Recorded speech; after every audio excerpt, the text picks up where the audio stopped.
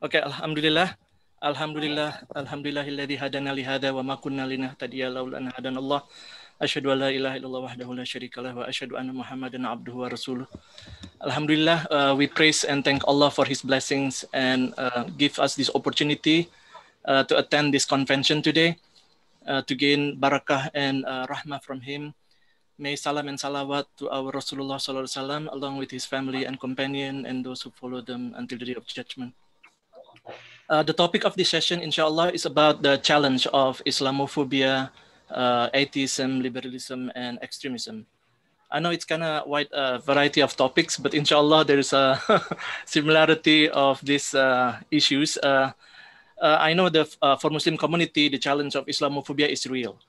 Even some people say that it's not real, it's real. It is real as a challenge of atheisms and liberalisms and extremisms. I'm sure many of us have a first-hand experience living in this as a minority in this country.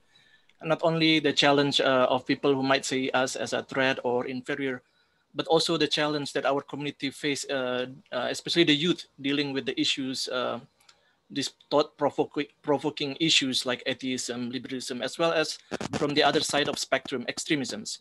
Inshallah, in this session, we will have discussion on the issues and how to address them for the benefits of our community, inshallah. Our speakers today are Dr. Awad Amir bin Hazim and also Imam Shamsi Ali. Inshallah, each speaker will speak about 30-40 minutes and we will continue with the question answer sessions. Dr. Awad will speak first because of something came up and he needs to leave but then come back later. Then Imam Shamsi Ali. I'm going to introduce Dr. Awad background. Dr. Awad Amir bin Hazim is currently Associate Vice President for Research and Professor of Biological Science at Prairie View A&M University, a member of Texas A&M University System. Educated in medical sciences, he is a German academic exchange scholar and World Health Organization scholar with a PhD from University of Georgia. His career in academia and scientific research spans over a period of 25 years, currently full professor of pathology at Mehari Medical College. In addition to medical science, he has taught courses of Islam at Vanderbilt University and has given numerous Friday sermons, lectures at universities, college, schools, churches, and other forums in the USA, Canada, Malaysia, and East Africa. And introduction for Imam Shamsi Ali. Everybody knows Imam Shamsi. Imam Shamsi is a well-known Islamic scholar and Imam in New York City, United States. He's the scholar of tafsir and comparative religion, fluent in Indonesian, English, Arabic, and Urdu. Imam Shamsi is currently director or Imam in Jamaica Muslim Center of New York, the largest Muslim community in New York City. He's also president of Nusantara Foundation, a Da'wah foundation in the United States. Among the Indonesian Muslim community in North America, Imam Shamsi is also the advisory board of IMSA, Indonesian Muslim Society in America, ICMI, Indonesian Muslim Intellectual Society in America, and PCIM, Muhammadiyah Special Branch in the United States. He's also well known among the interfaith communities. He has given lecture in churches, Jewish synagogues, and other institutions, both nationally and internationally. So without further ado, I'll give the time to Dr. Awad. Dr. Awad, inshallah. نعم بسم الله الرحمن الرحيم والصلاة والسلام على رسول الكريم وعلى آله الطيبين الطاهرين ومن والاه. My brothers and sisters in Islam, Assalamu alaikum wa rahmatullahi wa barakatuh. Wa alaikum assalam. It is a pleasure to be with you on a topic that I have had personal experience with. And so just like Brother Muhammad Rida said, this is a very large topics trying to be bundled into one presentation, which is almost impossible. So I'm going to focus mostly on the Islamophobia and the atheism. These are the challenges that we continue to see in this part of the world. And of course, those living in Europe, they also go through the same sort of situation. Particularly in Tennessee here, we are in the so-called Bible Belt. So there's been a lot of issues here and a lot of campaigns against Islam that have taken place over the last 15 years or so. And so some of us have been caught up in the middle of all that, and we had to battle a lot of things when it came to anti-Islam and the resentment towards Muslims. Also, historically, I also need for you to understand this is not just a post 9/11 issue. No. Traditionally, Islamophobia has existed in Western countries and certainly in the United States well before that time. It took a new life and it grew exponentially post 9/11. So the Gallup Forum, when they did their recent surveys, they showed that after 9/11, up to 45% of Americans had unfavorable view of Islam, up to 45%. Before that, it was in the 30%. So it grew quite a bit after 9/11. It hasn't really weaned down. That has continued to exist. So let's talk about Islamophobia, because once I give you the picture of really what is going on, you will begin to also realize the extent of what Islamophobia is in this part of the world. So basically, when we talk of a phobia, from an understanding of just the word itself, this is considered an exaggerated, usually inexplicable and illogical fear of an object or a situation. So in recent years, a specific phobia has grappled Western societies, and they termed it Islamophobia. So when we talk of Islamophobia, we're talking of a dislike, number one. Number two, it is a prejudice against Muslims and Islam, especially that it is a political force that they are concerned about, and so they are worried about that. So, but it is an exaggerated fear. It is hatred, it is hostility towards Islam and Muslims, and stereotypes are pushed out there to the public in media and so on, so that when someone thinks of the word Islam, immediately that stereotype comes up of who that Muslim is, right? So this bias and discrimination has also found its place in the labor force, also within the system of employment and hiring and so on. That has also been shown at those levels as well, okay? So let's go to the Islamophobia report. And I want to point you to this particular report because this is a report, and I'm going to try and share just a few slides, about 4 slides. It's a slightly older report. It's almost becoming 10 years old. The report is about 9 years old, but it's a very comprehensive report that Muslims and non-Muslims also combined and studied this issue of Islamophobia to see what are the roots of Islamophobia in this country. And so by understanding this report, and I will email this to Brother Muhammad Rida. I've already emailed him these few slides he can share with you, but I'll also I'll be happy to email the entire report itself. So here we are. This is the roots of Islamophobia. If you can expand it to the full screen, that would be fine. This report was prepared by a group known as FEAR Inc., the Center for American Progress. So Muslims worked on this report, okay? And it begins to show us, as in this picture that you see, this is a mosque, the Islamic Center of America, that was graffitied with "Go Home." A local mosque here that is predominantly Somalis, known as the Al Farouk Masjid, also had similar graffiti way back, you know, maybe about 7, 8 years back. Similar message, go back home, you know, and so on, right? So if we go to the next slide, I want to show you now how the extent of Islamophobia is in this country, right? And you'll begin to see the extent of what it's all about. So Islamophobia has its players and it has its finances as well. And it is this that I want to talk to you briefly and sensitize you to this information, because this is then the information that will make sense when you will look at it in totality, okay?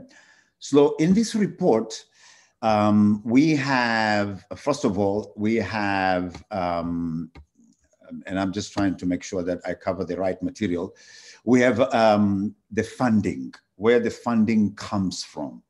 that funds Islamophobia. They looked at a period of 10 years and they found that over $40 million was spent in moving forward the agenda of Islamophobia. $40 million. Okay. So who are the funding groups that are funding this kind of work? There are several foundations here in the United States that fund Islamophobia. The foundation's names, and some of this you will see in the final report that I sent to you, such as Donors Capital Fund, Richard Mellon Scaife Foundation, Linda and Harry Bradley Foundation, Newton and Rochelle Baker Foundation, the Anchorage Charitable Fund, William Rosenwald Family Fund, Fairbrook Foundation. This is among the group of foundations where the money came from. About $40 million, 40, was spent over a period of 10 years to move forward the agenda of Islamophobia. And so now, after the funding, who are the misinformation experts? Because obviously we need people, yeah, who now will champion that cause of Islamophobia and who will be their megaphones, that big microphone that talks about Islamophobia. These are names that are quite familiar. If you Google them, you'll find them. They're the ones that were called to Congress to give a certain report about Islam after 9/11, special groups that were formed and consulted by the then President Bush Jr., not Bush Sr., you know, during his time, those 8 years. These are the individuals that get invited to universities to talk about Islam and anti-Islam issues, you know, issues in the Middle East. Number one is a guy known as Frank Gaffney. Frank Gaffney is from a center known as the Center for Security Policy. They formed these centers. These are centers that bring money to them and then they do their work, right? He's in the Center for Security Policy, Frank Gaffney. And then the second guy, who is one of the most damaging person, is a Jewish lawyer who studied in Louisiana at the law school and then who formed a base out of Arizona and then came all the way to Tennessee here to start, and among other states, and push the anti-Sharia bill. His name is David Yerushalmi. He belongs to a group known as the Society of Americans for National Existence, abbreviated SANE, SANE, Society of Americans for National Existence.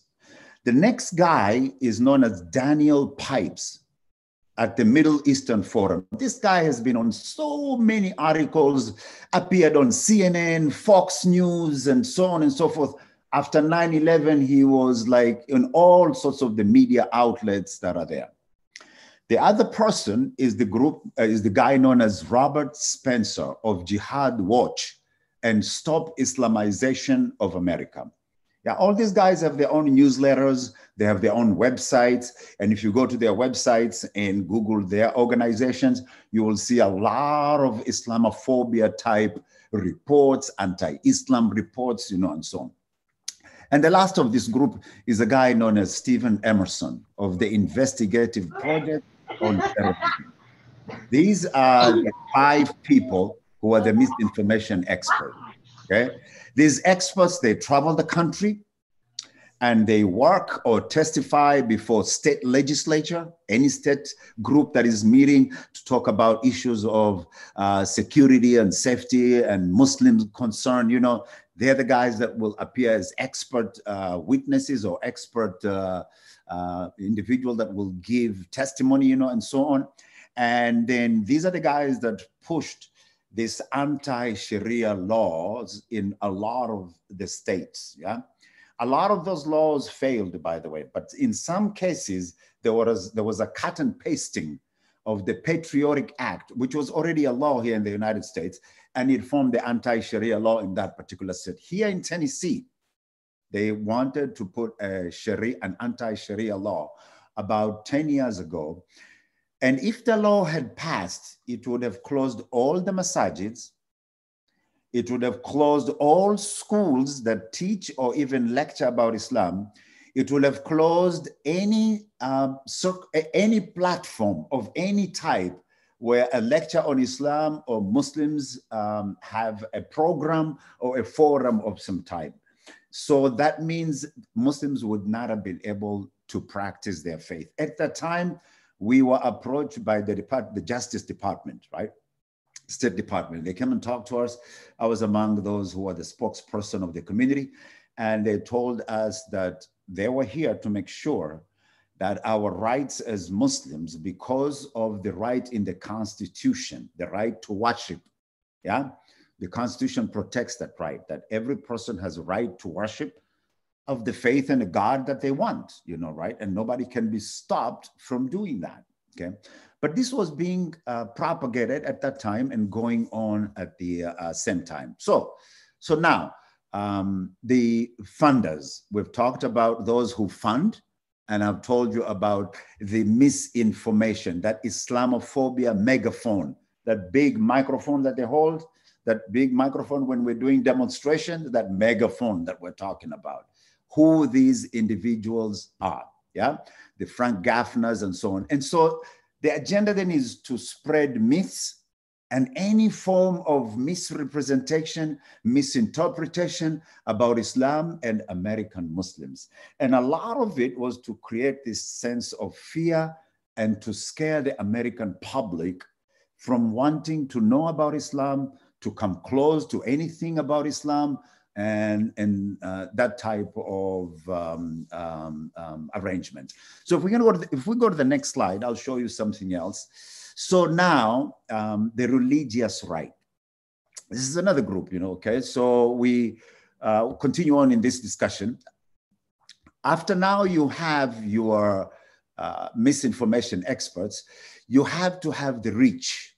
How will this information reach out to those that need to hear it so that a sense of fear and scare can be propagated within the society at large?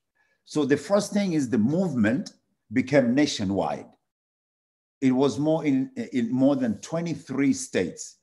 And it was made possible by a combination of Islamophobia groups that were already in existence. So we had individuals that have come to Vanderbilt here to speak. Bridget Gabriel, she belongs to a group known as ACT for America. There's Pam Geller, who is Stop Islamization of America. There's David Horowitz, Freedom Center, and existing groups such as the American Family Association. And here in Tennessee, particularly, we were attacked by the Eagle Forum that produced videos of our Imam. It produced videos of our students from Indonesia and Malaysia who were part of the Dawah program. I was part of that video as well to propagate a sense of this is the group here in Tennessee that doesn't mean well, and they're training terrorists, and they're the ones that we should be scared about, right? In some instances, they would even call your employer. In my case, they called the president of the university and they told him that I need to be fired from the university because I belong to terrorist groups. You know, of course, I don't belong to any terrorist groups, and neither have I any record of any type of that type. Of course, I met with the president, and the president told me, he's an African-American. He told me everybody has their passion. I'm an African-American. And I know, he was telling me, and I know the struggles of the people of color that we have gone through in this country. Do what you do. Well, alhamdulillah. So the da'wah continued. And their efforts to get some of us terminated through our employers and so on did not take place. So is Islamophobia real? Of course, it is plenty out there. It is that discrimination and other forms of hatred that are going on. So now, once these information experts are broadcasted across the country and the world, and their networks are cited many times, then there is now the political support. There were specific Republican representatives in this country. He's been on the news many times. Peter King from New York, he was a Republican representative. Allen West, Republican from Florida. Michael Bachmann, Republican from Minnesota. they continued to echo and repeat these anti-Muslim attacks at the level of Congress and Senate and so on and so forth, you know.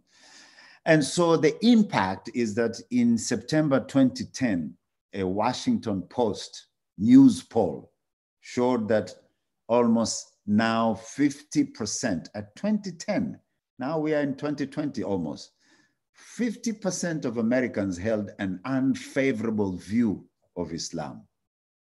And it was a significant increase from what was 39%. It was a jump of almost more than, it's a big jump for, if you think, from 39 to 50%. So if we go back to our slides, I want to show you the next slide. This is the leading light of network of Islamophobia in this country. They all come from that report, Fear Inc. I didn't put this report together. Just like they studied us, Muslims at that time decided they are going to form a task force and study who this group is. And they came up with that report. It's a very thick report. It's almost like 70 or 80 pages of what is going on. These are the individuals. The Stephen Emerson Investigative Project on Terrorism, Frank Gaffner, the Center for Security Policy, Daniel Pipes, Middle East Forum, Robert Spencer, Jihad Watch and Stop Islamization of America, all of them very well funded. The lawyer, David Yerushalmi. Now, he is not by himself. He has a group of about 20 lawyers who they even have created a template, believe it or not, like how to put legislation in your state against Muslims and Islam, known as the anti-Sharia bill in many of the states. They even have a guideline of how to do that. And his group and his law firm is the one that is responsible for creating that and distributing it to states so that other lawyers can pick it up and do that. Then we have people who are either former Muslims or are Arabs, such as, for example, Nonie Darwish. Nonie Darwish, as the name sounds, she's Lebanese. Former Muslims United and Arabs for Israel. Right? Zuhdi Jasser. Zuhdi Jasser has appeared on CNN and Fox News, to be consulted on this issue and that issue. American Islam for Democracy. Some of them are Muslims or have sort of Muslim backgrounds. And then other names, which I don't have time to go over all of them. But the one that has come here to Vanderbilt, Brigitte Gabriel and Pamela Geller, these are individual, look at their organization, Stop Islamization of America. We know the population of Muslims in the United States is no more than 10 million. So it's a very small percent of the American population, which is over 350 million, okay? So that is the extent of Islamophobia, and its effect was seen in many of the states when they went around to move forward at the level of the state legislation, bills such as the anti-Sharia bill, so that Muslims will not be able to practice their faith in these states. And in almost all states, it failed. But alhamdulillah. The only thing that it succeeded is they cut and paste language in there and made it into a bill. But if you look, it is no different from the Patriotic Act of the United States, which is to protect the United States from any type of terrorism, and so on. After 9/11, they came up with the Patriotic Act, right? Where they scrutinize even more applicants when you go to embassies who are Muslims, certain individuals of certain age targeted from certain countries that are blacklisted. If you're like from Somalia, Iraq, Afghanistan, Syria, Sudan, these were the countries that were blacklisted, Coincidentally, the 9/11 perpetrators, which were about 21 of them, right? 18 of them were Saudis. But the Saudi government and Saudi Arabia was never blacklisted as a country where they cannot visit or their students cannot come here, or you cannot get a visa to come to the United States. And 18 of them were young Saudis. But it's all about oil, money, and power, and greed, and politics, and geopolitics. And one has to be frank to speak about this. We speak frankly about this. This is a free country. We can say this because this needs to be said and people need to hear it. of really the reality of what is going on. That is the extent of what I want to talk about when it comes to Islamophobia. It is a very large topic. I'll be happy to email you that document prepared by Fear Inc., and you will read for yourself of the extent and the network that is out there. I'm going to move to the next topic. And this is the topic now of atheism. Right? A very sensitive topic as well. And I want to sensitize you to this topic because I have studied it for a while. And I continue to see that it is not only here in the United States and in Europe and in the UK and Canada, where I've visited quite a bit. I've seen it in Malaysia. I've seen it in Dubai.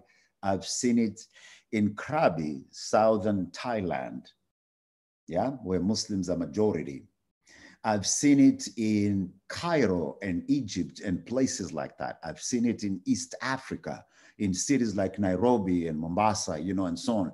So it is a global phenomena that is going on. But many of us will recall that the days of our youth, when we look back at that time of our life, we weren't really, really strongly interested in religion.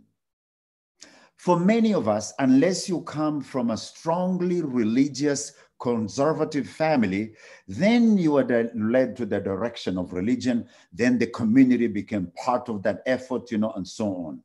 But the process of growing up and going to school and going to college and moving and settling somewhere else and relocating and migrating drove us eventually, when we started having our own kids, to want Islam more. But before that, the reality is that, you know, the mosque was somebody else's responsibility.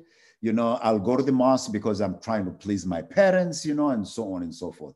There wasn't this strong, deep sense of faith in individuals. And many things are to blame. We can't say it's this or that, you know, it's complex. It's very complicated, actually, when you study it.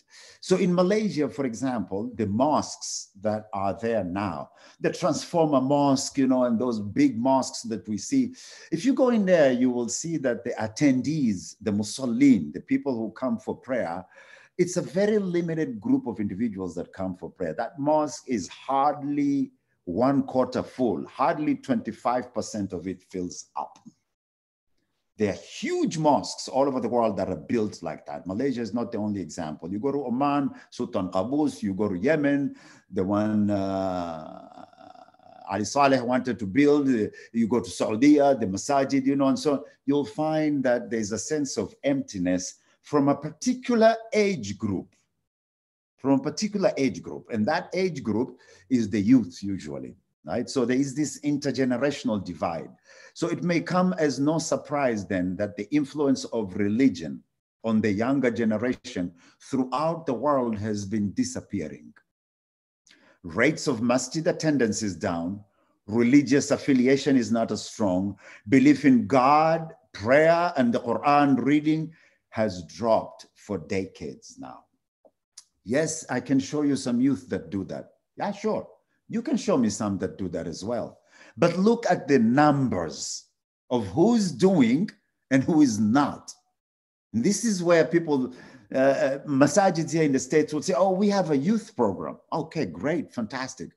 What kind of youth program? Oh, we have about 25 youth that come. We have different programs. We play basketball. We have aqidah programs, you know, tarbiyah and all that. Okay, well, but there's 4,000 youth in Nashville. What happened to the others?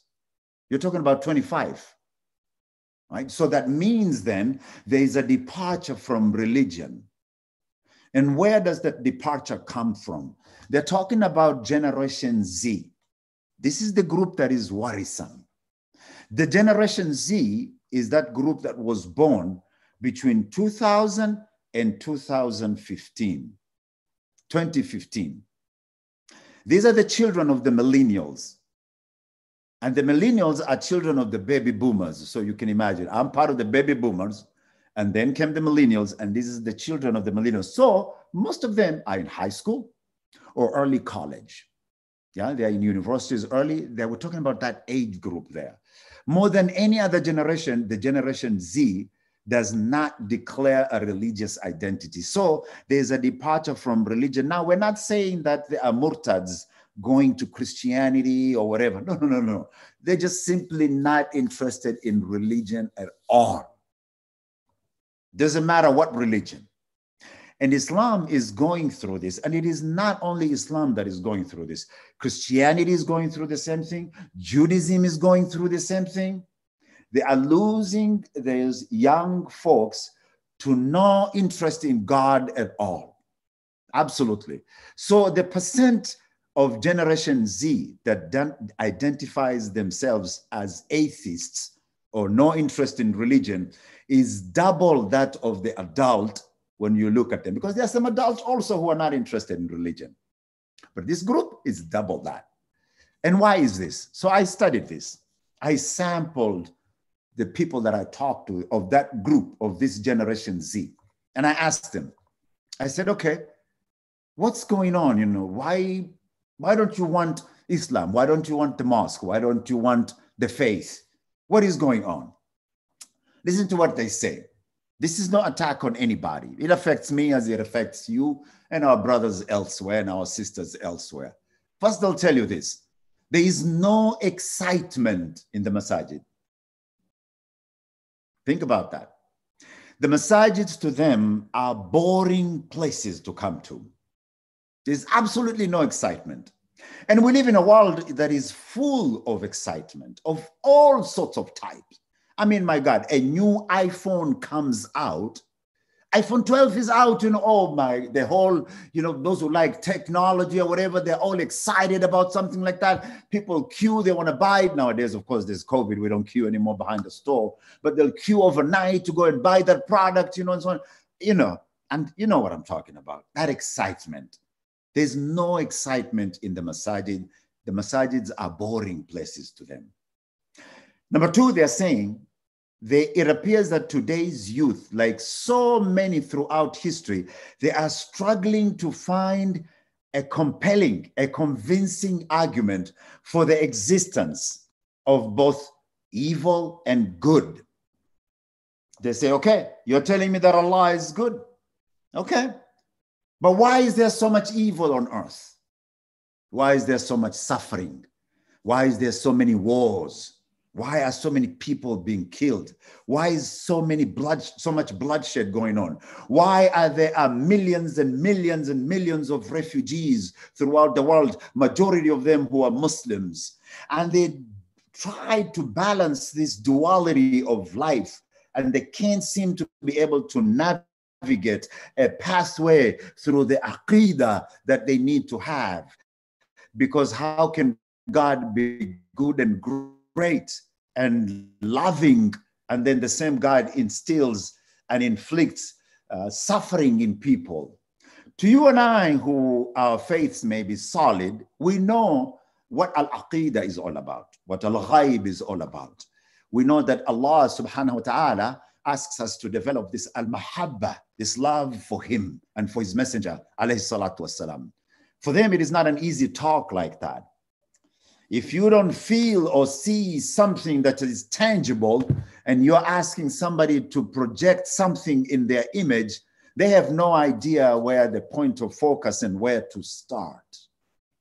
So they navigate through al-aqidah issues, and they find it difficult that they cannot accept the duality of existence, of good and evil, of what is angelic and what is satanic. Number three, they say that the so-called Muslims, they're talking about their fathers and their mothers and their grandparents and their uncles and their aunts. They say that these so-called Muslims, you and I, we are hypocrites and racists. We're racists. We have racial tendencies in us, racial nuendos, nuances that portray racism. Because as one African-American brother told me, a Muslim brother, an Arab brother would never give me their daughter to marry because I am black.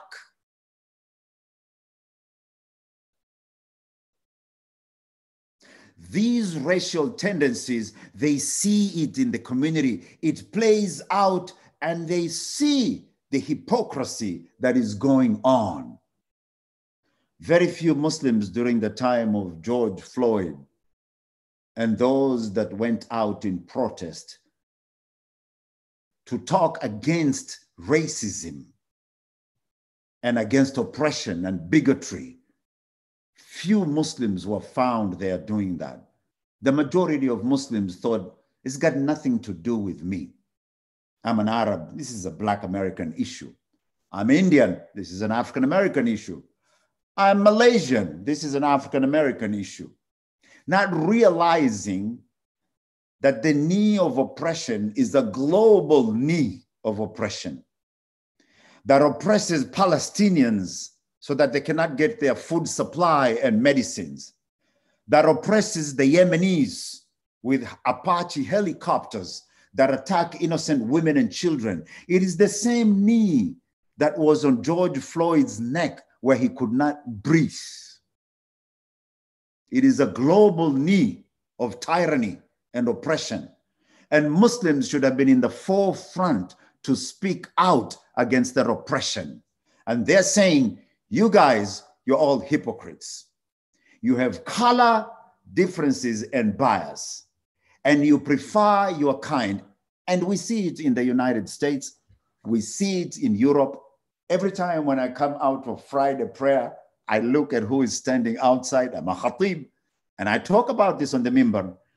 You know, those people from Arabia, we all gather together. Then we subclassify ourselves even further. The Palestinians are separately, the Egyptians are together, Sudanese are together, you know, and so on. And then we come to the Saudis are together. We go to Asia, it's the same story. Yeah, you will see, you know, the Indians standing together outside. They, you know, and we live in a country where we are all not from one race, unlike where you are in Malaysia or in Indonesia or in any country like that, or in Pakistan, where you get out, everybody looks like you, talks like you, is from the same culture and from the same background. Here, our mosques has people from 45 countries. So that means we are a representation of the Ummah. But we don't see that in our practices as we step out of the mosques. So in actuality, the new Muslims who are African Americans or Caucasian Americans usually find themselves standing outside the mosque. Nobody is talking to them. Nobody is approaching them in any conversation. People are gathering in small ethnic groups and they find themselves isolated and secluded. This they have told me. And we try to talk about this at the minbar, and it goes through one ear and comes out through the other. Nobody bothers with this. So the youth, those who are young, they see this sort of hypocrisy, and they say, you guys are racist and you're hypocrites. Okay, so again, don't take it personal. I'm just telling you the reality of what is going on. Some of them will say, number 5 or number 4, I used to go to the mosque, but it's not important for me anymore. They don't regard the mosque, that momentarily attendance, where you attend for prayer and you make your sujood quickly and, you know, say salam and you step out and leave, that there's no link to the mosque that attracts them and that they have a need to go to the mosque, not only for spiritual upliftment, but the mosque becomes a social focus of some type. That is missing in our mosques. Our mosques, between one prayer to the other, they're locked. And if they're not, there's no activity.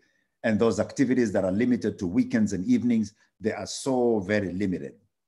The next thing that they say is that they will tell you, I had a bad experience at the mosque. All these are driving factors which drive atheism, right? That's why they depart from religion. They'll tell you, I had a bad experience at the mosque. By this, they mean that they got in there and some old guy, you know, who is gray-haired or whoever, wanted to correct them in a very harsh way and in a very unpolite way, or wanted to shove down their throats some sort of a cultural doing or innuendo, that they have nothing to do with it. Because Arabs that were born in this country, Malaysians, Indonesians that were born and raised in this country, stop becoming Indonesians and Malaysians after a while. Maybe when they're growing up, as soon as they get to that age where they're now baligh or baligha, they start to have as unique identity as American Muslims. They no longer carry your identity. I spoke once at a graduation. A lot of Somali students here in town were graduating, and they asked me here in Nashville, come and be the guest speaker. And so I talked about how they should look forward to the world that is facing them with employment, with the practice of their faith, you know, and so on. At the question answer session, somebody asked me this question and said, how can we make sure that our kids continue to know our language and our culture? And my immediate answer to him, I told him, that should not be your priority. Your priority should be that they say, La ilaha illallah, Muhammad Rasulullah. Your language and your culture, by the time they have their own kids, will completely disappear from the equation. We have seen it. I grew up in East Africa. My kids were raised speaking Swahili because they were partly raised there, here, and we went back and forth and so on. But I can see over time those kids that, of the kids of our kids, that sense of language identity disappears. They now identify themselves as American Muslims with a totally thinking process that is different from you and I, the way we were raised. And this is true because Ali radiallahu anh told us this. He said, do not raise your children and raise your offsprings in accordance to the times that you are in. In other words, don't be centered on the idea that if he doesn't speak my language, then I've lost everything. No, you haven't lost everything. If they don't say La ilaha illallah Muhammad Rasulullah, then that's a problem. But if they practice their faith with the kilma of Tawheed, this is what we want. Because which culture in the end is supreme? The Indian one, the South Asian, the Middle Eastern one, the Arabic, the North African one, the American one. My culture is not, when I talk to the youth, I tell them this. I say, my culture is no better than yours, and yours is no better than mine. These are manifestations of the human spirit that Allah subhanahu wa ta'ala has put forth out there. But no culture is superior to the other. It is the message of the Rasul sallallahu alaihi wasallam in Khutbatul Wada, in the last of his messages, where he said, nobody is superior to the other. It is also in relation to no color, no tongue is better than the other. We know we have a special place for the Arabic language. That we know, because it is the language of the Quran al-Kareem. And it is an honored language by Allah subhanahu wa ta'ala. That we understand and we respect. So the next thing they say is that the mosque is not a safe space for conversations. Think about this for a second. So you can have the correct frame of mind when we discuss about this. Space for conversations. That if the mosque is not a place where they can converse freely with their ideas, the ideas that may be different from yours and mine, we're not saying that they want to change the message of Islam. That's actually not what they're talking about. But that they have fresh ideas and they want everything reimagined. Not the aqidah and the message of La ilaha illallah, but for example, how we teach Islam. This is no longer the days of where you have to sit now, open your thighs, sit cross-legged, put that wooden handle, put the mushaf on top, open it, sit there for hours and hours until your knees get hurt. We are beyond those days. They want things reimagined, and they want things to meet the times of our time, of what we're living. and their time. So they're also saying this space for conversation when they come to the mosque, and they're now saying, for example, talking about friends that they have, peer groups and pressure that they are going through. Some of them are going through drug abuse of some type. Some of them are runaways from home. They're thinking of running away from home. Things are not good. Some of them have suicidal thoughts that are coming. In Toronto, Canada, a few years back, they were being told, establish a crisis center for the youth. And they were saying, what are you going to do with a crisis center? They were told, just establish it, you'll see. They did. In 1 year, they had over 5,000 phone calls. Runaway youths, suicidal youths, teen pregnancies, drug abuse, and the list goes on. So there are real problems that are driving our youth away from religion, and we're not paying attention to this. We seem to want this typical conservative, traditional way. You come with your complaint, and the first thing I tell you, oh, uskut, yeah, no, don't say that. Oh, astaghfirullah, astaghfirullah. A'udhu billahi minash shaitani rajim. This is the first things we want to throw to them. So they feel that the space is not safe for conversations, yeah? The seventh thing, number 7, they're saying the mosque is dominated by gray-haired men, ra'su shayba, as in Surah Al-Maryam it says. And like their age, their ideas are also old. Meaning that there is an intergenerational divide. The boards of the masajid and the committees of the masajids are all old people. Rarely you'll find young people. And never has there been a proper plan and arrangement to pass on the baton to the younger generation. So they're left out. And the ideas are left out as well. And so many times, this last point, they're saying these old people are judgmental. They don't understand us. And for that, I will stop there. With these points, I want you to understand, they're not targeted to anybody. It is the reality of what they're saying is going on. And when you observe closely at what is happening in many of our centers and mosques, you will find this is very true. But we are oblivious to this, and we seem to think it will correct itself, not knowing that Generation Z, sooner or later, if not already, will be the bearers of the torch of La ilaha illallah Muhammad Rasulullah. What is it that we're doing to prepare them? And what is it that we're doing to make sure their transition as they get into the middle age until an older age group, that Islam is strong in their hearts. And so it will be in the hearts of their children. Otherwise, we'll continue to see a departure from Islam and a departure from religion and a lack of interest in religion. And it is all out of our doing. And so we have to come to the table and rethink, re-strategize. I tell centers this many times, and mosques, how many of us have even sat down to do a self-study of our center to see, where are we? Where were we were before and where are we now? Where do we want to be 5 years from now, 10 years from now? Where are the gaps?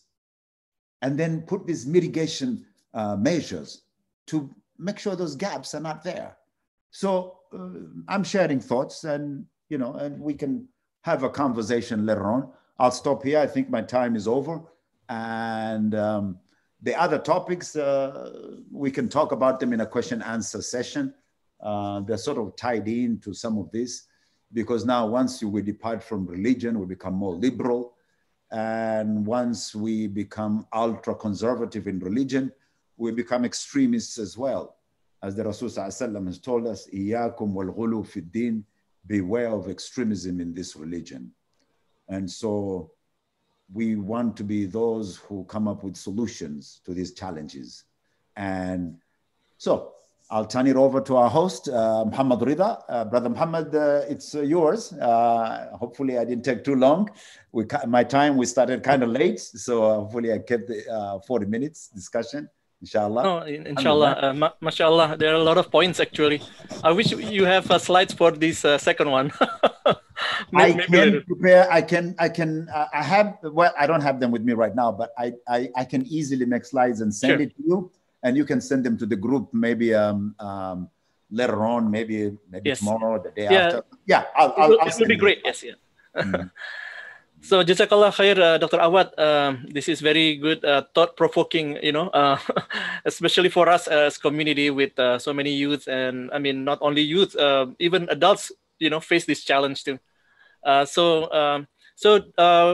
I think we're gonna start with Imam Shamsi first, then we're gonna have a question answer after that. Is it okay? Yes, sure. We can have so you want to do questions at the very at the very end, yes, yeah, inshallah. Okay. So we're talking about maybe I'll step away from the screen a little bit, but I'll come back, inshallah. Sure. So if you just excuse me for a few minutes, I'll come back. Imam, are you going to talk in English or in Malay? I mean in Indonesian. In English. Depends on the host if they want me to speak in English, otherwise in Indonesian. I think some of the audience probably they. Assalamualaikum, Dr. Awad. Alaikum salam, Imam. How are you? I'll come to visit you in New York one of these days, inshallah. Inshallah. Great listening to you. Thank you. Okay, Imam Shamsi, inshallah, the time is yours now, inshallah. Thank you so much, brother Rida. Bismillahirrahmanirrahim. Assalamualaikum warahmatullahi wabarakatuh. Alhamdulillah wa shukra lillahi wa salatu wa salamu ala rasulillah wa hasbunallah. Ni'mal wakil, ni'mal mawla wa ni'mal nasir, la hawla wa la quwwata illa billah. Alhamdulillah, we thank Allah subhanahu wa ta'ala in the beginning. May peace and blessings be upon our Prophet Muhammad sallallahu alaihi wasallam. After listening to Dr. Awad, I don't think that much anymore to talk rather than coming to the discussion because I initially also intended to talk about Islamophobia more, but I think Dr. Awad has covered quite a lot in terms of Islamophobia. But let me just, ini bahasa Indonesia aja ya, karena semua orang Indonesia saya kira di sini. Ada nggak non Indonesia sini? Tadi saya mungkin ada dua orang, Ustaz. Ada dua orang, okay, all right. Yeah. Just let's begin by once again, I catch the last discussion of Pengurus earlier about what we can do and what is the role of Muhammadiyah here in the United States. And it is quite, thrilling to listen to many suggestions, particularly from our elders. I just wanted to say that indeed we are challenged to present ourselves as a global player at the moment. We are living in a globalized world, and either you want or not, we are a part of this globalized world. And so hopefully we can carry on that responsibility to present Islam, and particularly Islam in our amana, in our trust as members of the Muhammadiyah. There's a lot of opportunities here in the United States that we can do in terms of introducing Muhammadiyah as a global player. This is America. This is the place where the chance is open wide for us to do that. And I think Muhammadiyah carries the motto, so Islam berkemajuan. That's what Islam is in need. That's what the world is in need at the moment. Islam berkemajuan, progressive Islam yang merangkul nilai-nilai universal and so on and so forth. And I think we have to be in the front line to represent and present Muhammadiyah, inshallah ta'ala, under the leadership of our Ketua and also other pengurus here in our PCEM USA, as Pak Nur Adnan wants us to mention it correctly. Coming back to our topic today, Islamophobia, extremism, atheism, and liberalism. Let me begin by going back to our basic. As Muslims, certainly we do believe that challenges are a natural part of the process of our Islam. And the ayah in the Holy Quran is very clear. So when Dr. Awad talked about Islamophobia being not a new phenomenon. Basically, we can say that Islamophobia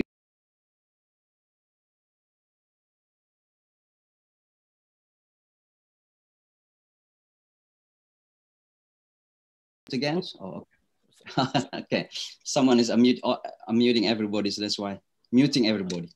And so it goes back to the very beginning of Islam itself. We studied the history of the prophets. There are 5 prophets which are considered ulul azm among the prophets. Nuh alayhi salatu wasalam, Ibrahim alayhi salatu wasalam, Musa, Isa, and Muhammad sallallahu ta'ala alayhi wa ala alihi wa sahbihi. And all these prophets are called ulul azm because of the level of the challenge that they faced, the magnitude of the challenge that they faced in front of their struggle to convey the message of Allah subhanahu wa ta'ala. So for me, theologically speaking, it is not a surprise at all. In fact, we can measure the level of our struggle on the measurement, on the level of the challenge that we are facing in our struggle. Now, coming to the Islamophobia in the West, as it is mentioned repeatedly by Dr. Awad, it is not new. It is an historic in nature. Islamophobia is not only exaggerated fear, it is irrational fear. Fear that is sometimes beyond our human comprehension. We don't know what's the reason. Sometimes they don't know what's the reason, but yet they're still so scared of Islam. They don't know the reason. You know, I still remember many years back when the Muslim community in Brooklyn wanted to establish a mosque in an area which is predominantly Sephardic Jewish, means Jewish from Russia. And they resisted it very, very strong. And so there is a demonstrations, counter demonstrations. So one day they invited me to address this counter demonstration. And on the other side, I see these mostly Jewish people, but looks like they are very educated. You know, they have necktie with suit, you know. And one of the person carried the word Sharia with blood, with this picture of blood. So I came to him, you know, I came close to him because I was in this kind of outfit. They possibly didn't know that I was a Muslim. So I came close to him and say, sir, what is the meaning of that word, Sharia?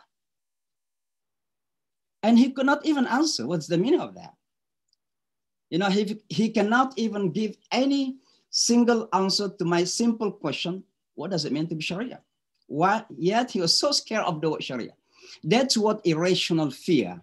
And that irrational fear is known as Islamophobia. Now, when you talk about Islamophobia in the Western society, as we said, it's not a new phenomenon.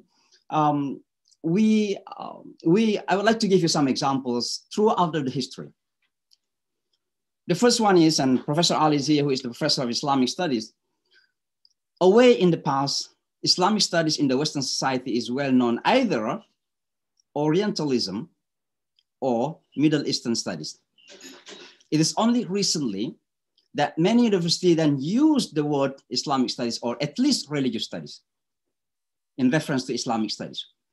Now, what does it mean to be Orientalism? It means the studies of Oriental people. What does it mean, Oriental people in the Western mindset? It means they're backward, less educated, and so on and so forth. You can just name it.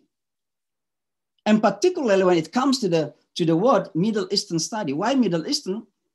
Islam is the religion for the Middle Eastern people. What is the Middle East? Who are the Middle Eastern? We know that. I don't have to mention. But it means there is no democracy, no freedom, no respect for the woman, no human rights, no respect for minorities, and so on and so forth. So you can just define what does it mean to be the word Arabs or Middle Eastern in the Western mindset. That's what it is. And it's been for quite a long time. And it's a part of that systematically, you know, built image that Islam is backward. Islam is poverty, Islam is non-educated, and so on and so forth. Now, and then later on happens Iranian revolutions and the case of US diplomats. It's also present, looks like Iran had been the representation of Islam at the time. And then came later on Iraq-Iran wars. You know, we know that. It contributes a lot to that phobia as well. And then later on Afghan war, and then the establishment of Al-Qaeda and so on and so forth. We know that. And then the first Iraq war, and from that moment, Saddam Hussein turned as an enemy. And looks like Islam is being represented by Saddam Hussein, and Bush had come to rescue the free people from Saddam Hussein. And then we know the 9/11 happened. 9/11 basically is an attempt to find a justification that our thought about Islam is right. It's justified right at the moment. Nobody can deny it. Islam is about terrorism. Islam is about the hate against Western civilization. And we talk about Western civilization, I mean everything is positive according to the minds of the Western people, of course. So 9/11 happens, and then later on, second war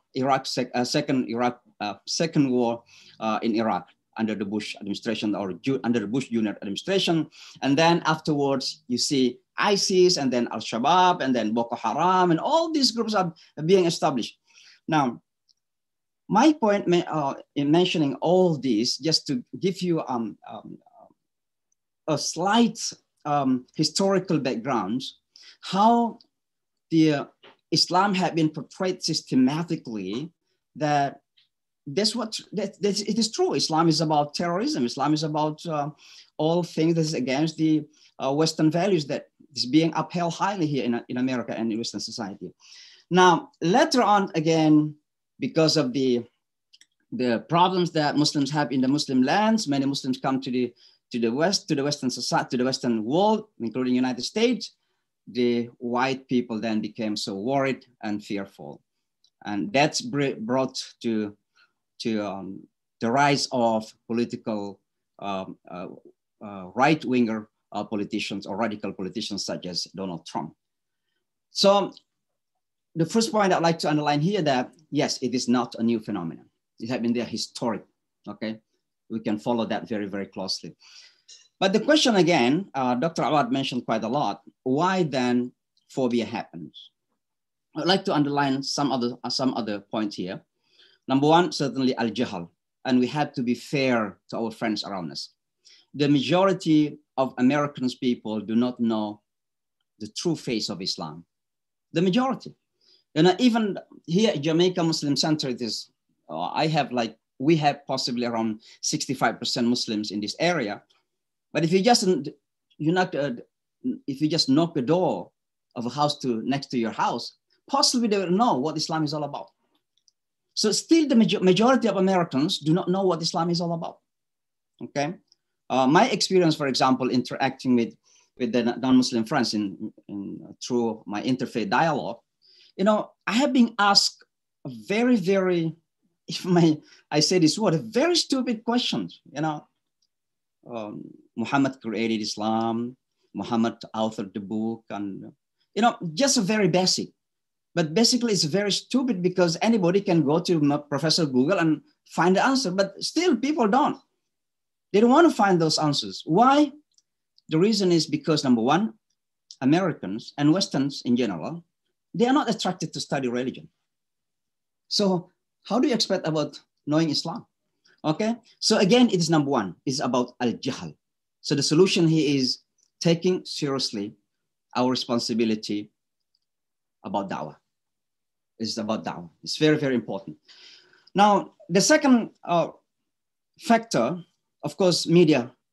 Media is so powerful. I used to say that media can make the white black and black white. As for Dr. I think Pak Firdaus mentioned earlier that, if you, kalau bilang ada anjing menggigit orang is not news. Nah, untuk menjadikan news, bilang saja ada orang yang menggigit anjing. Okay, so it's sensational. Now, Islam had been the point of sensational news. You can imagine how a lot of things that we have been done. We have contributed a lot of things to this country, to America. For those who live in Chicago, the tallest building in Chicago is, the architecture of that building is a Muslim, Pakistani origin. There are many Muslim scholars have contributed. I think the COVID-19 vaccine is also contributed by Muslim scientists. But yeah, those are normal things. Normal things. If you have just one single Muslim that one single Muslim is not doing anything bad, just perceived to have an intention to do something bad, you can watch the news. What happened on CNN? What happened on Fox? That's what the news is all about. They misrepresent and they mispresent our faith. Unfortunately, particularly for the 9/11, most of those who represent us on the media are the names that have been mentioned by Dr. Awad, Stephen Emerson, Bridget and others, Daniel Pipe and others. We know that. I have some books of those people, basically. So media had been a very crucial factor in terms of, building this phobia in the minds of Americans. And what is our responsibility here? At least that we have to have a sort of influence in the media. I came to this country, relatively shorter than Pak Firdaus or Pak Duta Mardin or Pak Nur Adnan, just 23 years back. But I tried my best. I've been on Fox News or CNN. Even my English is Makassar is English, but I try my best. My point is that we have to have sort of certain influence on media. And so we try that our best. The best is if Muslims can have mainstream media. Unfortunately, we don't. And I think even in the Muslim lands, we talk about Indonesia, for example, most of those media is owned by non-Muslims. Sometimes we say that Metro TV is owned by Pak Surya Paloh. In fact, if you learn closely, Metro TV is not owned by Pak Surya Paloh. It's by his name, but it's owned by Cukong. We have to know that. So most of the media are owned by non-Muslims. So our dream is to have our own mainstream. But at least right now, particularly our youngsters, I think, I don't know who was mentioning before about the importance of building a website so that we can respond to many attacks on Islam. I think at least that we can encourage and motivate our youngsters to involve on social media. They know how to write, they know how to argue, they have the language, and I think it's very important to encourage them to write articles on Islam. Sheikh Yusuf Estes, for example, Sheikh Yusuf Estes, you know him. He managed over 3,000 websites. You can contact him. I know he managed over 3,000 websites. In addition, they have Guide Us TV, for example, and I'm a part of Guide Us TV. Why? I asked him, why you have to manage all this? He said, because my jihad is this. I want, if someone is Googling Muhammad, for example, then the positive Muhammad will pop up. That is the least that we can do. Involved in social media at the moment. Facebook is created by a Jew. Take it and use it positively. Twitter, Instagram, or even TikTok and others. TikTok is going to be prohibited by Donald Trump if it's not bought by American company, by the way. So my point is utilize the media, brothers and sisters. Sometimes you say, no, my media is misleading. No, it depends on how you use it. This number 2, media. Number 3, Dr. Awad didn't mention this one, is about politicization of the faith. I'm not talking about the relations between faith and politics. And I'm a person who believes that religion cannot be separated from politics and politics cannot be separated from religion. But it is about appropriateness. It is about how to connect and to place the two sides in the right place. What is the problem here is misusing the faith for political purposes. And it doesn't happen only in the Muslim land. Oftentimes we criticize the Muslim politician. Mas Rida's father was so much involved. Okay, Pak, lupa almarhum namanya, Rida. Ahmad Sumargono. Almarhum beliau kan. Yeah. He was so involved. Dodon. He was so involved in politics. The issue here is how to avoid using religion for political interest. And we used to say that in Indonesia, jokingly, that when they do campaign, they recite Ayatul Kursi. When they got the kursi, they forgot the ayah. So it's become only kursi. Okay, that's what's happening, not only in the Muslim lands. It is happening here in America. Donald Trump is being supported by evangelicals, Christians. KKK is among religious organization. You know that. It is not about racism, racial organization. It's also religious organization. KKK. So religion had been used, or to be precise, misused by some for their political interest.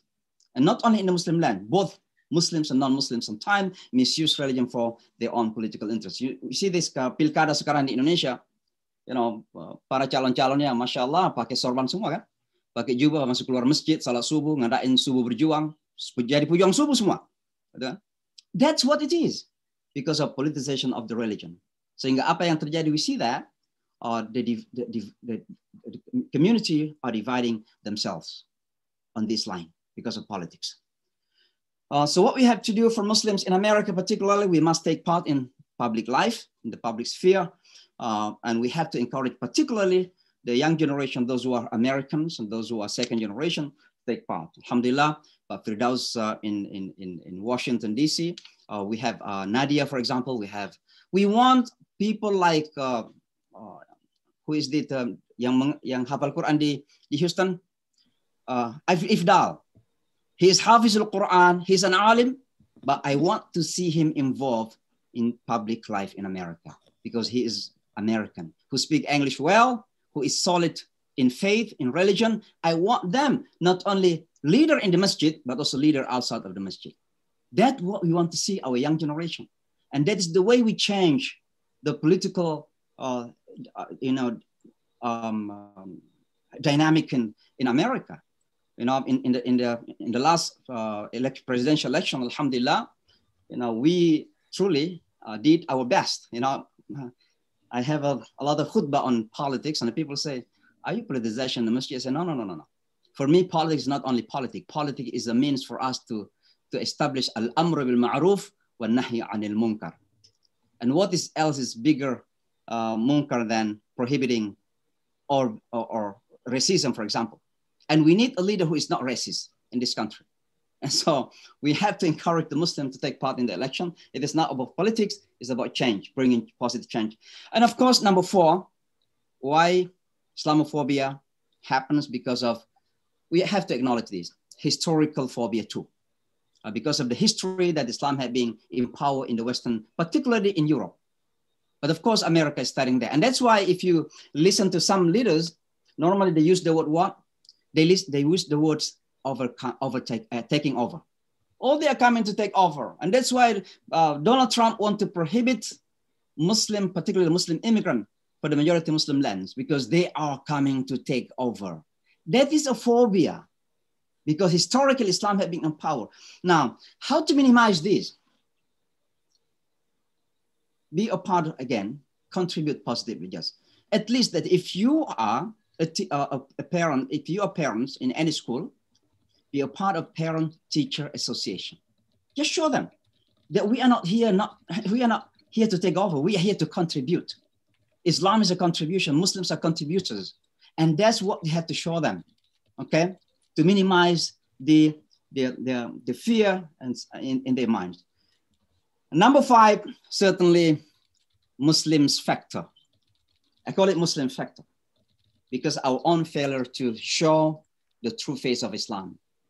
The Islam that is mentioned by Dr. Ali earlier, Rahmatan lil Alamin, Islam yang berkemajuan, Islam yang merangkul nilai-nilai universal yang orang bangga-banggakan, dan kita semua setuju dengan pemahaman kita sendiri.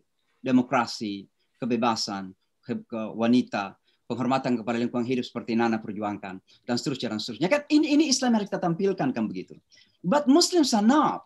Muslims are sometimes otherwise. You know what's happening to the forest in Indonesia, and Indonesia is the largest Muslim country in the world. So it looks like, Indonesian people, being the largest Muslim country that represent Islam, they destroy forest, they destroy climate, and that's what it is. So economically speaking, we are behind. Politically speaking, we don't have any discipline. We are fighting each other. Okay, just mention it. The level of literacy in the Muslim land is among the lowest, very low. While Allah says, Iqra, the first ayah again, Muhammad sallallahu alaihi wasallam, Iqra, read. But the level of literacy, and I mean here is not universities, not libraries, not, no. What I mean literacy is reading ABC. People cannot read in the Muslim lands. And this is a joke, but it's true. It's happened a few years back. I was in Umrah, not few, it's a long time ago, I think more than 10 years back. I was in Umrah, and there's a friend of mine came from Egypt, and he drove my car, not 10, even more than 24 years back. So he drove my car in Jeddah, and he was stopped by the police. And the police say, rukhsah, it means license. What is your license? Of course, he didn't have a license because he's a student in Egypt. He took out what? His student ID, and he gave to the police. Apparently, the police could not read, and he said, go, go. He thought that is the license. The police in Saudi police cannot read. He's a policeman. That is the reality that we have in the Muslim lands. So my point here, if you want to change the fear in the mind of the people, the Muslims change ourselves. Change yourself. That's what Dr. Awad mentioned a lot. He criticized our situation in our masajid. You know, how many masajid are uncles masajid? You know, the boards are uncles. And there's no chance for a young to come. You know, I met sometime the young people on my way to the masjid from my house, only 2 blocks. Say, why you don't come to the masjid for salat? Say, no, I'm lazy. Why? Because every time I come to the masjid, I listen to the angry people. Because when the sheikh talks, it looks like angry, you know? And they don't understand the point. They talk from A, and they don't know where to go, A to Z or A to F. There is no point. So that is our problem, basically. So if you want to change our neighbors, Muslims, change yourselves. أَتَأْمُرُونَ النَّاسَ بِالْبِرِّ وَتَنْسَوْنَ أَنفُسَكُمْ وَأَنْتُمْ تَتْلُونَ الْكِتَابَ أَفَلَا تَعْقِلُونَ لِمَا تَقُولُونَ مَا لَا تَفْعَلُونَ كَبُرَ مَقْتًا عِنْدَ اللَّهِ أَنْ تَقُولُوا مَا لَا تَفْعَلُونَ. This is among the factors why Islamophobia is growing, because we are the factors. Because people fail to see in us the true face of Islam. And let me just tell you this, brothers. In my own personal experience, I think each one of us has his or her own experience in da'wah. In my own personal experience, ketauladanan, being role model, is the most effective way of doing da'wah. I just wanted to give you one example. Just recently, 17 years white American became a Muslim, alhamdulillah. And the reason why he became a Muslim, because he was a friend to Bangladeshi American Muslim. His name is Muhammad Islam. So he is Muhammad and he's Islam too. And what they do, they used to play basketball every Friday evening. And you know, the high school student here, the high schoolers, you know, they say everything they wanted to say. No reservation. Every bad words, harsh word. But this person, Muhammad Islam, he never said any bad word. And sometimes he said he moved to the corner, he moved. Apparently he was praying. So one day he asked him, what are you doing? He said, I'm praying. And he said, why you are praying? And he said, because I am a Muslim. And because of that answer, that young white American, he said, how to become a Muslim? I wanted to be a Muslim too. And because Muhammad Islam didn't have that much knowledge, he sent this to us, to the masjid. In 30 minutes, alhamdulillah, he became a Muslim. But my point here, he turned to Islam not because our explanation of Islam, not because our lecture. He became Islam because of the example, the role model that Muhammad Islam had shown him. That's the way of da'wah. So if you want to change the minds of people, change ourselves. Change ourselves. And we Indonesian people, as our pengurus discussed earlier, the importance of participation in locality, in our local community. We Indonesian people have that opportunity because we have our unique karakter kebangsaan, national character. Kita mudah tersenyum, kita insya Allah easygoing, mudah bersahabat. And that is, all these are needed in da'wah basically. Because sometimes when you are standing, you see some people, they're standing on mimbar, they recite this hadith. Tabassumuka fi wajhi akhika sadaqah. Tersenyum itu sadaqah. Tapi sambil marah-marah gitu loh. Kan begitu. Tapi kita orang Indonesia kan sudah karakter kita begitu. Maka kita harus berada di garda terdepan mendakwakan agama ini. Ya, ini tanggung jawab. Tapi mohon maaf, berapa orang Indonesia, sesungguhnya kita sebagai pengurus Muhammadiyah saja, berapa orang Indonesia di Amerika yang terlibat langsung gitu loh. Dalam komunitas lokal gitu. Kita bertanya saja pada diri kita sendiri. Ini mengkritik diri saya sendiri. Sampai di mana tingkatan keterlibatan kita di dalam mewakili Islam dan khususnya Muslim Indonesia dalam dunia dakwah global kita. Ini kan sebuah tanggung jawab besar ya. Pertanyaan tapi tanggung jawab besar sekaligus. Tentu yang terakhir sekali, the last one, I don't have to basically to mention, because that's what Dr. Awad mentioned a lot. It is about, this is one of the profitable business basically. Islamophobia is profitable. That's why Fear Inc. Ya. Jadi bayangkan nama-nama yang disebut tadi itu banyak menjadi kaya raya karena memang bisnisnya situ. Ya. Saya terkadang juga merasa ya udahlah itu kan bisnis mereka. Bisnis saya bagaimana mengcounter kamu gitu. Ya, tapi saya kira itu realita yang harus kita hadapi, bahwa betapa dalam 10 tahun saja sekitar 40 juta lebih ya dolar dihabiskan sekedar untuk membangun image yang salah tentang Islam itu. Buku-buku ditulis, website didevelop. Saya ini mantan ketua ya, sejak 4 tahun lalu saya sudah nggak ketua lagi, mantan ketua Parade Muslim di kota New York. Ya. Mbak Nana tahu itu Muslim Day Parade di kota New York. Tujuan kita untuk mengadakan parade itu salah satunya untuk menampilkan ke kota New York bahwa orang Islam itu bukan orang asing loh. Apa yang dilakukan oleh semua manusia di kota New York kita juga melakukan. Bahkan sebenarnya kita dikritik sama orang-orang yang agak ya gitu-gitulah. Ini imitating orang, ini ikut-ikutan pada orang. Kan ada juga gay parade. Jadi kalau gay parade ada, masa Muslim parade ada kan begitu. Kita dikritik habis-habisan oleh saudara-saudara Muslim kita. Tapi pada saat yang sama, Stephen Emerson ya, dan Daniel Pike menulis dalam website mereka bahwa Muslim Day Parade itu adalah radical parade. Bahkan disebut sebagai taqiyah. Ya, bersembunyi di balik dari radikalisme untuk menampilkan moderasi. Kira-kira begitu. Nah, itulah yang mereka lakukan. Ya, maka ini bisnis yang uangnya banyak Bapak dan Ibu sekalian. Dan oleh karenanya saya kira betul-betul kita ambil secara serius ini. Saya ingin langsung saja sedikit, tadi saya sebenarnya ingin berbicara tentang ateisme juga, tapi saya kira sudah dibahas secara tuntas dan cukup detail sama Dr. Awad. Maka saya ingin membahas sedikit saja tentang radikalisme, ekstremisme ini. Pertama, saya kira dalam menanggapi, is it okay to speak in Indonesian? Ya, dalam menanggapi isu-isu ini, pertama kita harus jujur dulu ya. Kejujuran itu penting. Kenapa saya menekankan kejujuran ini? Sebab terkadang ada ketidakjujuran. Apakah kita menyebut istilah moderasi atau being moderate atau juga being radical? Terkadang ada ketidakjujuran di situ. What does it mean ketidakjujuran? Terkadang itu dipakai untuk kepentingan-kepentingan tertentu, khususnya untuk kepentingan politik. Sehingga kita dengan mudah kadang menuduh orang radikal hanya karena berbeda pendapat dalam politik misalnya.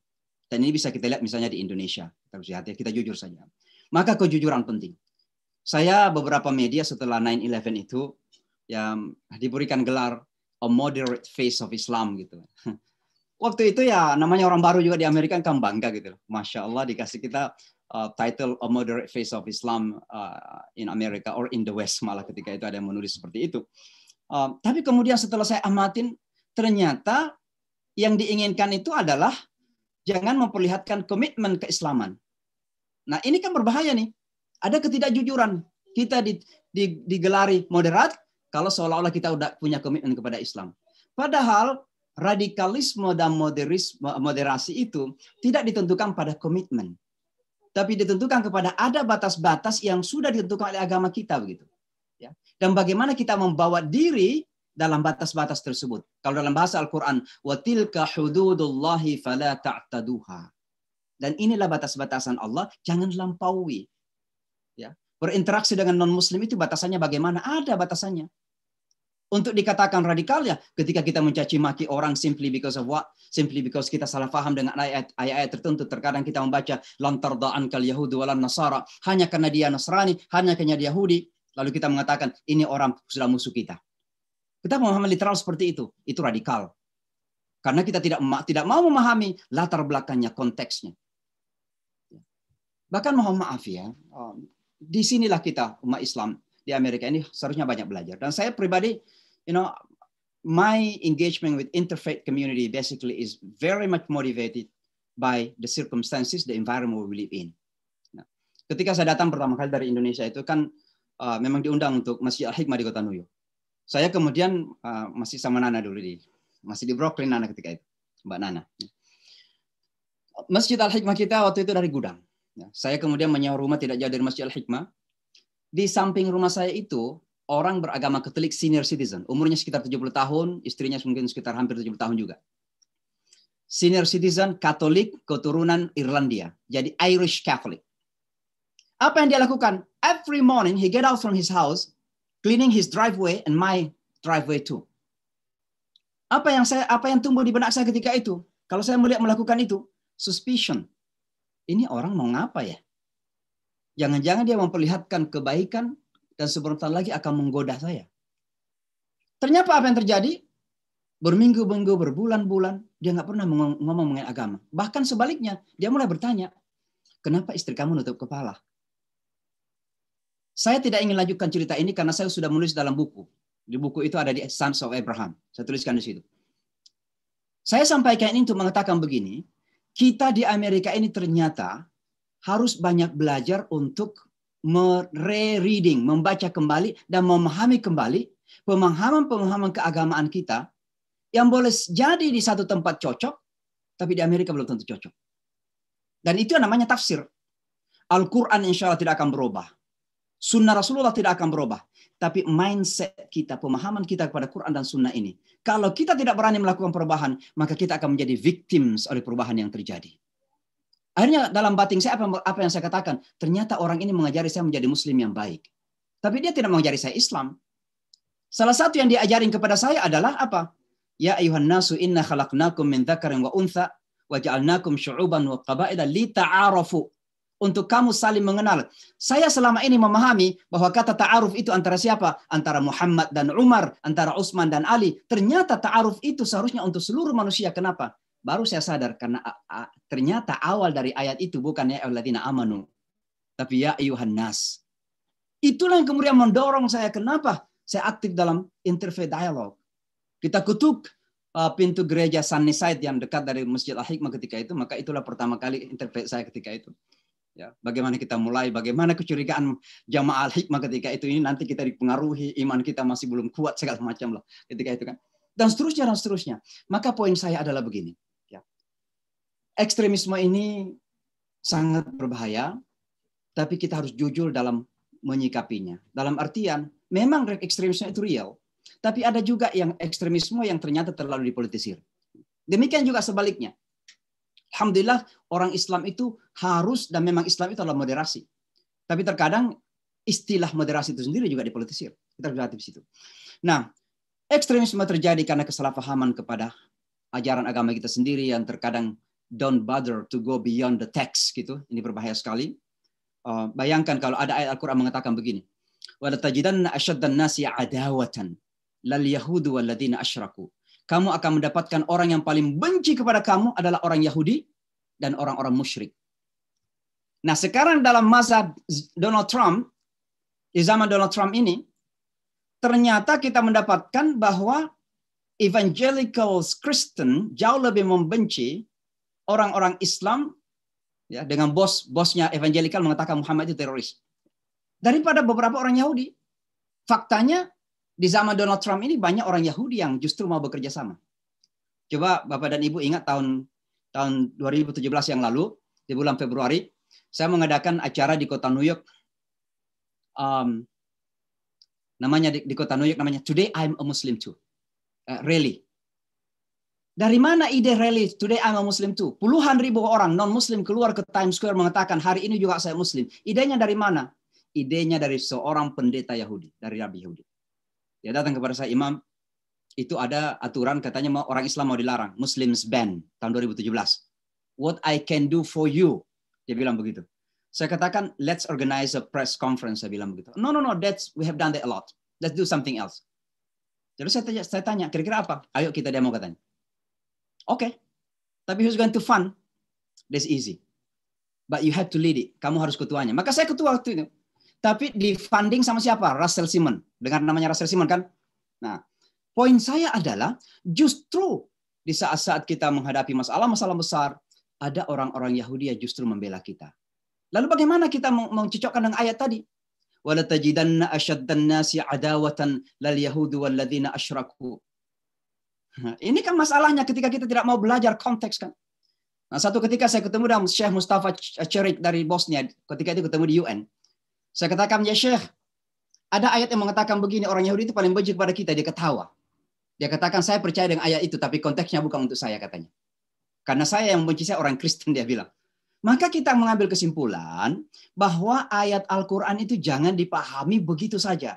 Ada konteks yang harus kita pahami. Dan orang Islam harus berani begitu. Ini sudah menjadi permasalahan di dunia Islam. Karena begitu kita baca literalnya, kita mengambil kesimpulan, lalu kemudian terjadi kebencian. Dan itulah ekstremisme. Saya kira saya tidak ingin berpanjang lebar so that we can have a room, we can get more benefit from our Sheikh Dr. Awad, insyaAllah. Kita berikan saja kesempatan untuk tanya jawab. I will end here. Assalamualaikum warahmatullahi wabarakatuh. Waalaikumsalam warahmatullahi wabarakatuh. Jazakallah khair, Ustaz Samsi. This very, very good points. I hope Mbak Nana wrote down all the points. So we don't forget about the So inshallah, we're gonna open the question answer sessions. There's one question already here.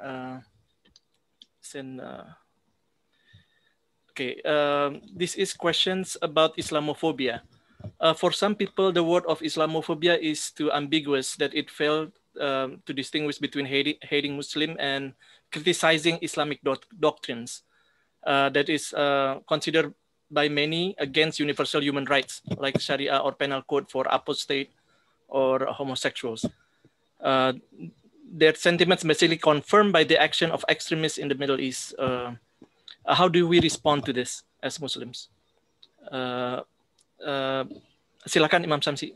Dr. Awad belum masuk. Lagi on the way, coming. Probably 30 seconds. Oh, okay. Thank you, Mas Jimmy. Okay, I'm 30 seconds. Okay. I'm sorry, I missed the point, Brother Rida. Can you repeat again? Yeah, so basically they said that the Islamophobia is ambiguous. People say that people use Islamophobia to hate Muslims, but in fact, people who criticize Islam doctrines that they think it's against human rights also labeled as Islamophobia. So they basically protest against the use of Islamophobia. They said that this is just criticizing the Islamic doctrines that they think it's against universal human rights. How do we respond to this? Dr. Awad, please. I just joined like the last bit of it. So do you mind if you quickly recap your question? I'm sorry. So yeah, for some people, the word of Islamophobia is ambiguous, that it failed to distinguish between hating Muslims and criticizing Islamic doctrines that are considered by many is against universal human rights. So they don't like to use the Islamophobia. So because they said that we are criticizing Islamic teachings, not the Muslims. We don't hate Muslims. We just hate Islam. Okay, so in my research, you know, what I've seen is it's both. It is hating Islam and Muslims. And a classic example is when President Bush first spoke after 9/11. He went to a mosque in Virginia, right? So in that mosque, he actually said that we are not fighting against Islam. We're just fighting because Islam is a peaceful religion and it has billions of followers all over the world who find comfort in this religion. And it has a good message, you know, and so on. And that we are going to be fighting those that caused harm to our country, you know, and so on. The individuals, in other words, the bad people that he was talking about. However, that group that I talked about, the Frank Gaffner, you know, all those names that I mentioned, this is the group that eventually, together with Billy Graham's son, you know, and so on, that Christian right wing, because the president had a breakfast meeting with the Christian right wing once a week. It was part of the White House operations. And eventually, slowly but surely, they started now changing the thinking and the language of the White House to now include not only those or their message, but the individuals themselves. So I don't think that they distinguish between, there may be milder forms of Islamophobia where people, they like you, you know, you work together and they have no problem with you as a person. But when they come now to the media and they see these negative stereotypes about the message of Islam and some of the things that are quoted by the media to give Islam a bad image, then of course they dislike the message, right? So I think that a lot of it it's both, in other words. There's also a sense that Christians, for the most part, don't understand fully, when I was teaching these classes on Islam, the nature of the message of the Quran al-Karim, from Allah subhanahu wa ta'ala as his word. And only when you start covering things is when they realize, wow, there's a lot of similarities. Because I had somebody yesterday, he's a personal trainer, so I walk out with him sometimes and so on. And he was saying that, he was telling me of a teaching in the Bible. He was actually saying that, there's a pond, or there's a river, or there's a water pool in heaven. It's in their teachings, right? That if you drink, لا يظمأ بعده أبدا, that you will never be thirsty after that, which is exactly the same teaching we have in Islam. So after that, I told him, hey, guess what? You know, this teaching, we have it in Islam also. We know of this pool or pond that when you drink, you will never be thirsty after that. So then he was amazed with the similarity, you know. And I constantly see this whenever we talk about something that is found in their teaching. Only then they become aware that, oh no, this is not the Islam we used to know or we were told. But as far as I know, they're unable to distinguish. It's Muslims and Islam. Now, not everybody practices Islamophobia, by the way. There's millions of Americans who are quite okay with Muslims. They have no problems. They respect it as a faith. You have your faith and I have my faith. You know, there might be Christians and so on. I would almost say at least half of the population, if not more. But there's this very conservative group that is driving the agenda for this other half not to like Islam. And they're trying to build on people who will join the ranks, who will continue to practice Islamophobia. Yeah. Of course, now with the recent events of George Floyd and so on, Islam and Muslims have now started to appear in some instances in popular culture, which means popular literature, which means magazines and newspapers, and popular media like TV and so on. You'll now see in a commercial, for example, a kid wearing hijab or a lady wearing hijab as part of that commercial, the advertisement that is going on. We never used to see that 10 years back. As you will see now, more blacks are being involved in some of these commercials. During this time of the season, we were just watching the other day with my daughter, and there was a Nissan, I think, commercial. And for the first time, we saw two black couples or a black couple, which wasn't there 10 years back. So there's now this sense, this hyped sense of, well, we have to include Muslims also. So even in places like Sesame Street, there's kids programs and so on. And now when you watch, occasionally you'll see they're featuring a young girl wearing a hijab or somebody like that. So as I said, there's still a lot of Americans there that don't like Islam and Muslims. But then, of course, there's the other half.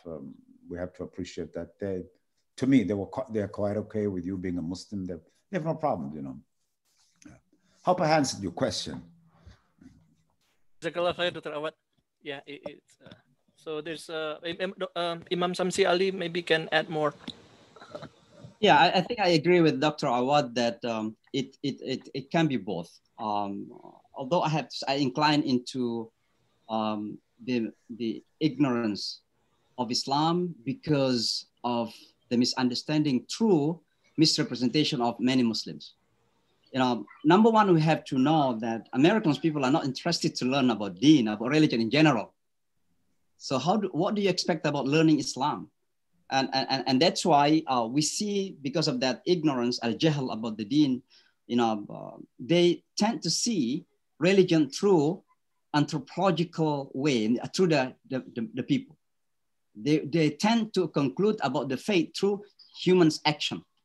And that's why I can say that their dislikeness, if you may use that word, or hatred even towards Islam, is because of sometimes misunderstanding through the misrepresentation of the Muslims.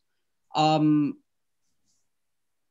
me just give you an example. Dr. Awad mentioned about the similarities. They mentioned between Islam and other faith. When I began my journey with in the interfaith, I have the translation, by the way, in Indonesian, but this originally English. When I began my engagement with this guy, this Jewish rabbi, I met him in 2005 after the passing of Pope John II in the CBS television studio.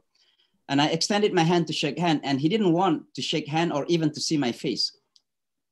So at the end of the interview, I gave him my car, and he took my car. 6 months later, he called me to me, and we met. And the first thing that I asked him, why you didn't want to see my face in the studio? You know, I'm from Makassar, you know, I'm straightforward. So why didn't you want to see my face? He said 2 reasons. Number one, I was not sure that you're Muslims because of the stereotypical minds that Muslims must be certain race or ethnicity. Number 2, I did not like Islam. It's a past tense. I did not like Islam. So I said to him, why don't you invite me? He said, because I've seen you several times on TV and it looks like you are a good ambassador for your faith. So we began our discussion. And he asked me a lot of questions. I asked him a lot of questions, even a sensitive question. He asked us about jihad, about, you know, how Muslims view the Jewish community. And so I asked him one question. What does it mean to be chosen?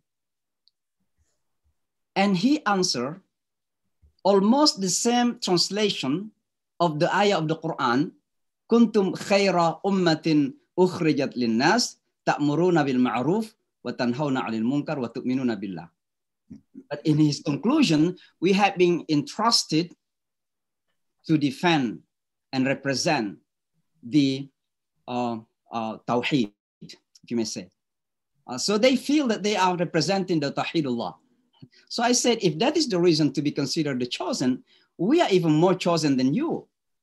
Because you do believe in Moses, you reject Jesus and Muhammad, and we Muslims accept Jesus, Moses, Jesus, Muhammad. So we are even more, you know, eligible to be considered the chosen.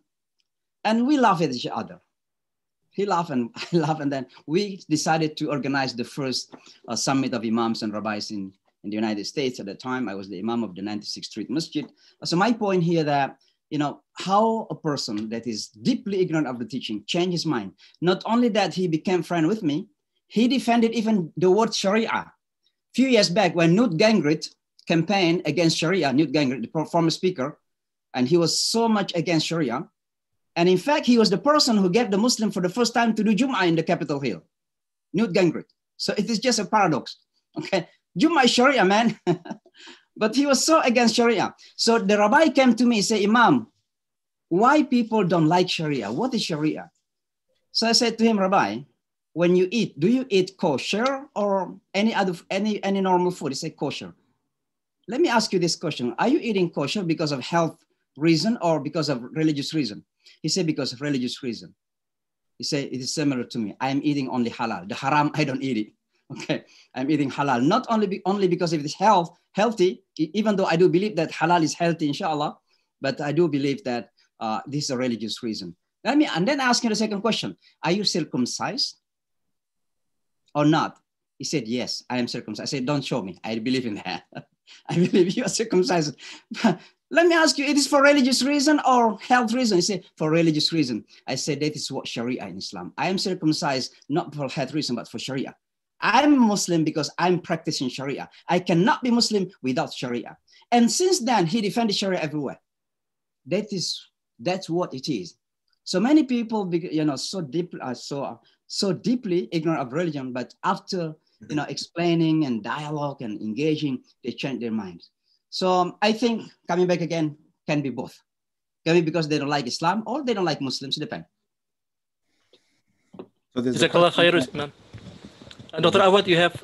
No, there's a question I wanted to read from the chat. I'm looking at the chat. And yeah, I was about to read that. So yeah, it's from Mbak Isna. Assalamualaikum. Muslims are suffering from Islamophobia all over the world. But in reality, there is no denial that a lot of Muslims are also Chinese phobia, Jewish phobia, Christian phobia, America phobia, racist in general without realizing it. They think it's part of the iman. So we become hypocrites without realizing it. Like Dr. Awad mentioned in the beginning, I like to hear from both imam suggestion on this. Jazakumullah khair. You can start, Dr. Awad. So yes, so the person touched on the very points that I mentioned in the beginning, that we seem to carry this problem with us, if you will, that we exhibit to our fellow Muslims and to humanity at large. I was part of the Middle Tennessee Interfaith Alliance for almost 10 years. I sat there to represent Muslims. Of course, we met Jewish and Christians and so on. Most of the time, it was the leadership of the community. It was not the general audience and the masses. But a lot of times we realized that our work, while we accepted each other and worked with each other and stood with each other in case there were issues, so that there's support from this side and from that side, across the faiths and so on, our problems became at our masajid and at our centers, which is where now the phobia and the racism really existed, because the first group of, well, the majority of the Muslims in this country are immigrant Muslims. Of course, now there's a new wave of Muslims who are born and raised here. And then there's that quite a significant group of American Muslims who are of Black origin or Caucasian origin, and now, of course, Latinos and Hispanic in places like Texas with Imam Mujahid, and so on. However, when we came to our groups in the mosque and we wanted to invite, for example, non-Muslims, which we did several times, to come to the mosque where we would talk to them about Islam, and we would do a question answer session, give them a short presentation, maybe share some food with them, something that, welcoming atmosphere in the masjid.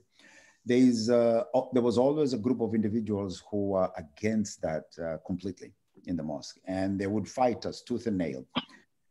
They would criticize us openly in the mosque. They would sometimes appear there to disrupt the event itself. And basically, there were Muslims who had these types of phobias, that exactly what was quoted here. They didn't like Americans, they didn't like Jews, they didn't like Christians, they didn't like Chinese. They don't like anybody, pretty much. When you think about it, they only like themselves. And this is the problem we seem to have, because during my dawah session, I'll give you an example of, this is one example, and with this example may answer this question. I was invited to speak to a class. I was at Meharry Medical College at that time. A neighboring institution, Fisk University, there was an English teacher. The English teacher invited me and said, look, I'm talking about languages, and I wanted you to come and talk about Semitic languages and talk about the Arabic languages.